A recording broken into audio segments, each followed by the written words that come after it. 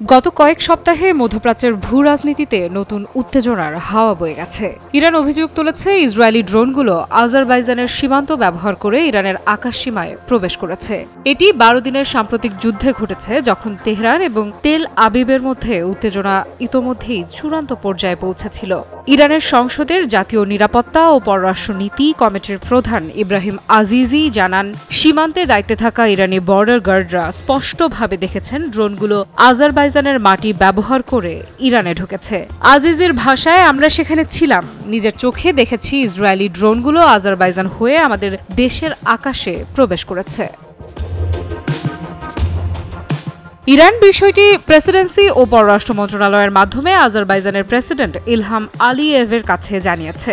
Aliyev অবশ্য বিষয়টি সরাসরি অস্বীকার করেছেন এবং বলেছেন, আজারবাইজান কখনো ইসরায়েলকে ইরানের বিরুদ্ধে আমাদের আকাশ ব্যবহার করতে দেবে না, এটি আমাদের রেড লাইন। এই ঘটনার পেছনে রয়েছে আরও গভীর রাজনৈতিক প্রেক্ষাপট। ইরান বহুদিন ধরে আজারবাইজানে ইসরায়েলের সামরিক ও গোয়েন্দা উপস্থিতি নিয়ে শঙ্কা প্রকাশ করছে। চলতি বছরের শুরুতেই খামেনির উপদেষ্টা কামাল খাররাজি সতর্ক করে বলেছিলেন, প্রতিবেশীর নিরাপত্তা নিয়ে খেলা করলে তা ভয়ঙ্কর পরিণতি ডেকে আনতে পারে। আজারবাইজান যদিও বারবার বলে এসেছে তারা ইসরায়েলকে কোনো সামরিক ঘাঁটি বা আক্রমণের প্ল্যাটফর্ম দেয়নি। পাশাপাশি তারা অভিযোগ করেছে ইরানের রাষ্ট্র নিয়ন্ত্রিত মিডিয়া তাদের বিরুদ্ধে উত্তেজনামূলক বার্তা ছড়াচ্ছে।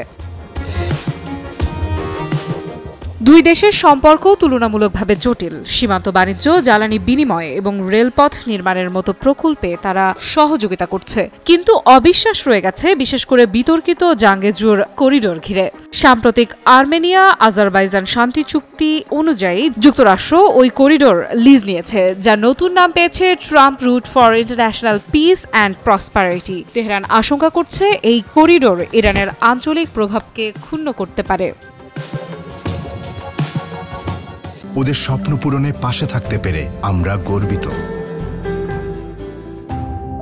এবার প্রশ্ন উঠেছে, ইরান কি এই ধরনের ড্রোন অনুপ্রবেশের জন্য পাল্টা ব্যবস্থা নেবে? সম্ভাব্য প্রতিক্রিয়া হতে পারে কূটনৈতিক চাপ, সীমান্তে শক্তি প্রদর্শন বা সামরিক প্রতিরোধ। ইরান যে শক্তি ও প্রস্তুতি দেখিয়েছে তা শুধু বার্তা নয়, বরং সম্ভাব্য হুমকিকে নস্যাৎ করার ইঙ্গিত। এই পরিস্থিতি মধ্যপ্রাচ্যে একটি নতুন দ্বন্দ্বের সৃষ্টির ইঙ্গিত দিচ্ছে। ইরান, আজারবাইজান এবং ইসরায়েলের মধ্যে এই টানাপোড়েন শুধু সীমান্ত রক্ষার বিষয় নয়, এটি পুরো আঞ্চলিক রাজনীতিকে প্রভাবিত করতে পারে। বিশেষ করে যেসব দেশ এই অঞ্চলে তাদের প্রভাব বিস্তারের চেষ্টা করছে, চীন, রাশিয়া এবং যুক্তরাষ্ট্রের মতো শক্তিগুলোর মনোযোগ এখন এখানে কেন্দ্রীভূত হয়েছে। আফরিদা ইফরাত, নিউজ 24।